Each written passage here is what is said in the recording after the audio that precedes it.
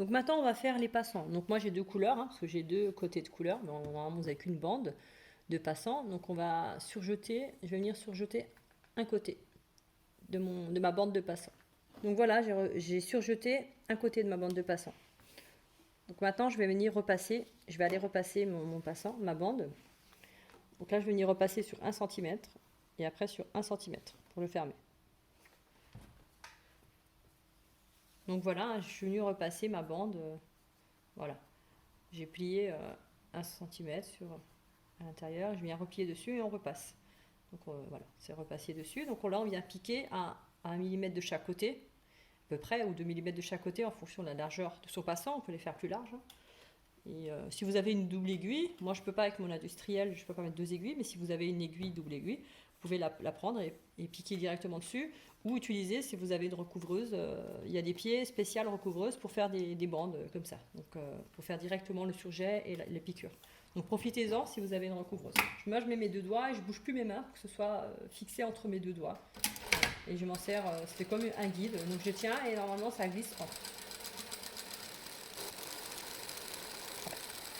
Jamais tout à fait droit, hein, parce qu'on n'est pas des machines, on est des humains. Et on fait l'autre côté. Donc moi je me base voilà, 5 mm du bord. On essaie toujours de faire mon guide avec mes mains, pas trop bouger mes mains pour qu'elles servent de guide. Donc ça, la bande est bloquée entre mes doigts.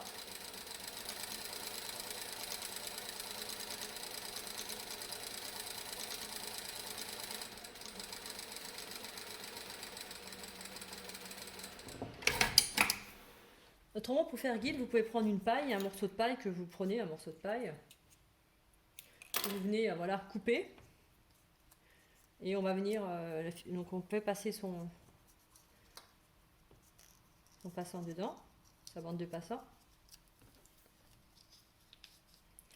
Et on vient, voilà, à peu près, on commence ici, on se met ici, endroit. Voilà, je sais que là je peux aller droit et je vais venir prendre un scotch et je vais venir scotcher ici ma bande, donc bien parallèle. Et comme ça, je suis sûre que mon passant, il se restera toujours normalement, voilà. Et là, on pique. Et là, le passant, voilà, il est dedans, il a son guide. Il faut bien le placer hein, dès le début. S'il est mal placé comme moi, là, ça ne va pas. Donc on le place correctement.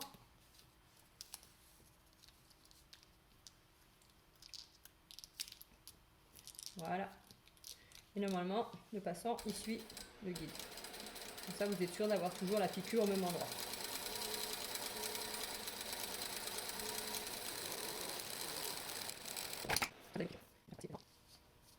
L'autre côté, et on recommence de l'autre côté. Comme ça, on a notre double aiguille. On est sûr d'avoir une double aiguille bien parallèle. On peut l'enlever. Donc maintenant, vous venez couper vos 5 passants que vous avez besoin. Si vous en voulez plus, 6, vous pouvez. Normalement, la bande, elle est assez longue pour faire 5 passants. Vous pouvez même en faire un peu plus. Je me mets à 9 hein, et je viens couper tous les 9 cm. Donc ici, donc une fois que j'ai mon premier passant, je replie et je coupe les autres. Donc il faut 5 passants minimum. Vous pouvez en faire plus. Hein. Donc je prends comme base.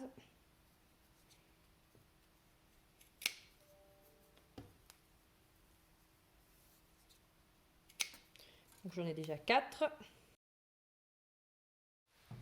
Donc maintenant je viens poser mes passants sur mon devant et mon dos. Donc je suis venue épingler préalablement. Donc là ici on voit peut-être mieux. Donc je viens épingler mes passants. Donc je prends mon passant donc endroit contre endroit. Et là je fais suivre l'ouverture de la poche. Je n'ai pas mis de cran parce qu'on suit l'ouverture de la poche. Si vous n'avez pas mis la réhausse, bah vous le mettez ici. Hein. S'il n'y a pas la réhausse, vous mettez ici. C'est pareil. Ou à côté. En fonction si vous voulez mettre un rivet ou pas. Si vous voulez mettre un rivet, il faut le mettre à côté. Et sans rivet, on le met dessus. Et là, moi, je le mets dans le prolongement.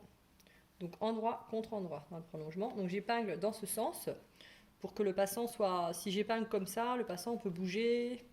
Donc, vraiment, je l'épingle volontairement dans ce sens pour qu'il soit bien droit, qu'il ne soit pas en biais. Donc, je le pose ici. Ici, dans le dos, sur les côtés, on a des crans. On a 2 petits crans.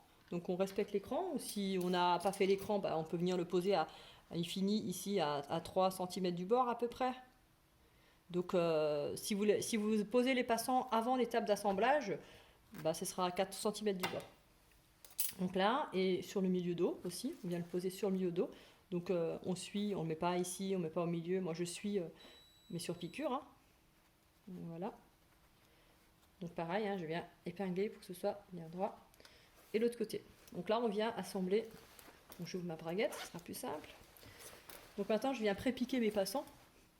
Donc je viens faire une piqûre à quelques millimètres du bord pour les maintenir. Donc là, j'enlève moi toujours mon épingle.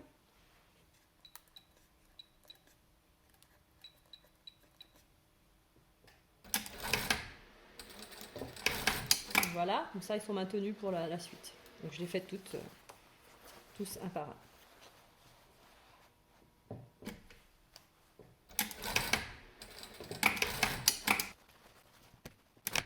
Donc je les pose à 5 mm du bord, la largeur de mon pied de biche.